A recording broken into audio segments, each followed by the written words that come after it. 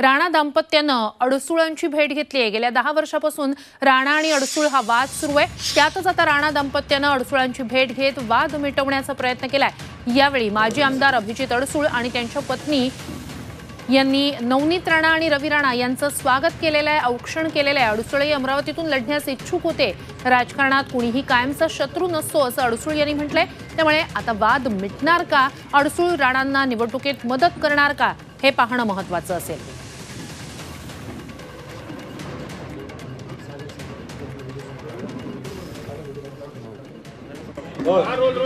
काय सांगाल राणा दाम्पत्य आपल्या घरी आले, खूप पारंपरिक पद्धतीने आपण स्वागतही केलं, आता काय भूमिका आहे पुढची? शेवटी ही प्रथा परंपरा आहे महाराष्ट्राची आणि कोणी पाहुणे आपल्या घरात आले तर नक्कीच आपण त्यांचं स्वागत करतो।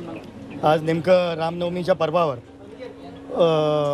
रवीजींकडून मेसेज, अमृत नोनी गॅस्ट्रिन, अपचन, ऍसिडिटी, गॅस्ट्रबल ह्यापैकी तुम्हाला कुठलाही गॅस्ट्रिक प्रॉब्लेम झाला, उपाय एकच, अमृत नोनी गॅस्ट्रिन।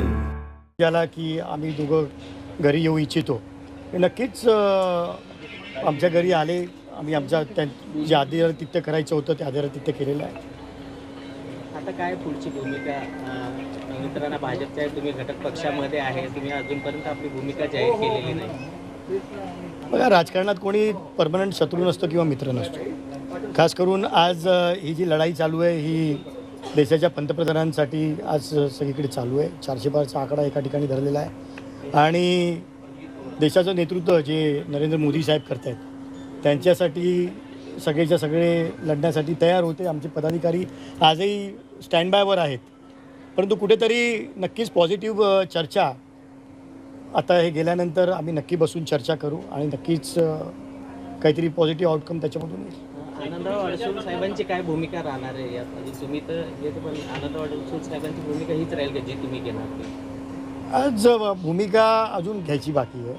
मी म्हटलं पॉझिटिव्ह नक्की आम्ही सर्व बघा कार्यकर्ते आमचे सगळे आतापर्यंत थांबले होते प्रचारासाठी, परंतु आता आम्ही सर्व पदाधिकारी, सर्व जिल्ह्यातले महत्त्वाचे कार्यकर्ते पदाधिकारी आता आम्ही बसू, नक्की त्याच्यामध्ये ठरवू आणि नक्कीच पॉझिटिव्हली त्याच्यातून काहीतरी आउटकम येईल। एकीकडे तुम्ही सकारात्मक आहेत, औक्षण करून त्यांचं स्वागत केलेलं आहे। आनंदराव अडसूळ असे म्हणतात की ते ठाम अजूनही प्रचार करणार आहे असं म्हणतात, तुमची काही चर्चा होणार का, काय सांगणार? प्रचार कोण करते नाही करते यापेक्षा महत्त्वाचं तुमची भूमिका काय आहे।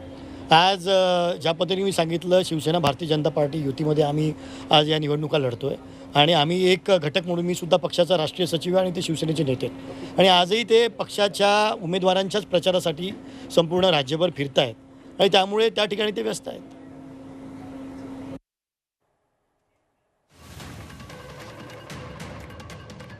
तर अमरावतीतली ही भेट यानंतर अमरावतीचा वाद मिटणार का याकडे लक्ष असेल। खरं तर नवनीत राणा यांना जोरदार विरोध अडसूळ करत होते, मात्र या भेटीनंतर हा विरोध मावळणार आहे का याकडे खरं तर लक्ष असेल। मात्र एक महत्त्वाचं वक्तव्य त्याच पार्श्वभूमीवर अडसूळांचं समोर आलंय। आनंदराव अडसूळ साहेबांचे आशीर्वाद घ्यायला आलो आणि शिवसेनेचे नेते या ठिकाणी आज एनडीएचे घटक म्हणून आम्ही सगळे सोबत काम करतो। आज त्यांनी या ठिकाणी आमचा सन्मान केला, तिलक केला आणि रामनवमीच्या शिवपर्वावर मला असं वाटतं की सगळे घटक पक्ष आम्ही एकत्र आहे आणि सगळे मिळून जो देशाचे पंतप्रधान मोदीजींचा नारा आहे 400 पार, या नाऱ्यावर सगळेजण आम्ही काम करत आहे आणि मला वाटतं ते श्रीरामनवमीच्या शिवपर्वावर जे आज देशाच्या पंतप्रधानांनी हा दिवस आपल्याला दाखवला, श्रीराम भगवंतांना मंदिरामध्ये विराजमान केलं। आज पहिली रामनवमी आहे की अयोध्याला श्रीराम भगवंताचं मंदिर झालं, राम भगवंत विराजमान झाले।